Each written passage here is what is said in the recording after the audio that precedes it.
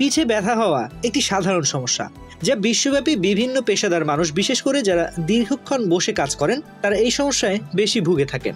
বিশেষত অনলাইন বা desk job করে এমন পেশাদারদের প্রধানত তাদের কাজের ধরন, ফিটনেস সম্পর্কিত সমস্যা এবং জীবনযাত্রার কারণে পিঠে ব্যথা সবচেয়ে বেশি। এসব ব্যথা থেকে মুক্তি পেতে কি করণীয়, চলুন জেনে নেওয়া যাক। ঠান্ডা গরম সেক। হঠাৎ ব্যথা পেলে প্রধা কমাতে সাহায্য করে আইস প্যাক। দিনে 2-3 বার 15 থেকে 20 মিনিট করে ঠান্ডা সেক দিলে ব্যথা কমে যাবে। ধীরে ধীরে ব্যথা কমে এলে নিতে হবে গরম সেক, এতে বেশ ফলপ্রসূ হবে। স্ট্রেচিং। স্ট্রেচিং ব্যায়াম করলে পেশিতে রক্ত চলাচল বাড়ে। যোগ ব্যায়ামে খুব ভালো স্ট্রেচিং হয়। ঘুম থেকে ওঠার পর বিছানা ছাড়ার আগেই হাত দুটোকে টান টান করে মাথার উপর তুলে দিন। পায়ের পাতা ঠেলে যত দূরে পারেন নিয়ে যান। যতক্ষণ সম্ভব ধরে রাখুন। সোজা দাঁড়িয়ে হাত তুলে দিন মাথার উপর। তারপর ধীরে ধীরে নামিয়ে এনে পায়ের পাতা ছুঁয়ে নিন। পা যেন না ভাঙে সেদিকে খেয়াল রাখবেন।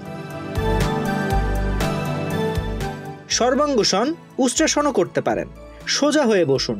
চেয়ারে একেবারে পিঠ টান টান করে সোজা হয়ে বসতে হবে। সামনের দিকে ঝুঁকে বা কুঁজো হয়ে বসলে পিঠের উপর বেশি চাপ পড়ে, তাতে ব্যথা হয়। যারা দীর্ঘক্ষণ চেয়ারে বসে কাজ করেন, তারা চেয়ারে একটি ব্যাক সাপোর্ট ব্যবহার করতে পারেন, যা আপনাকে সোজা হয়ে বসতে সাহায্য করবে এবং ব্যথা হওয়ার সম্ভাবনা কমে যাবে। বালিশের সঠিক ব্যবহার। বালিশের কারণে ঘাড়ে পিঠে ব্যথা অনুভূতি হতে পারে। আমরা সাধারণত মাথার নিচে দিয়ে থাকি, যার ফলে আমাদের ঘাড়ের স্বাভাবিক বক্রতা কমে যায়, ফলে ব্যথা হয়। বালিশ ব্যবহারের সঠিক নিয়ম হলো একটি মধ্যম সাইজের বালিশ অর্ধেকটুকু মাথার নিচে, বাকি অর্ধেকটুকু ঘাড়ের নিচে দেওয়া। তাহলে ঘাড়ের স্বাভাবিক বক্রতা ঠিক থাকে এবং ঘাড় পিঠে ব্যথা অনেকাংশে কমে যায়। পাশাপাশি এই ধরনের পিঠের ব্যথার সমস্যার সমাধানে একজন ফিজিওথেরাপি বিশেষজ্ঞ চিকিৎসকের শরণাপন্ন হতে পারেন।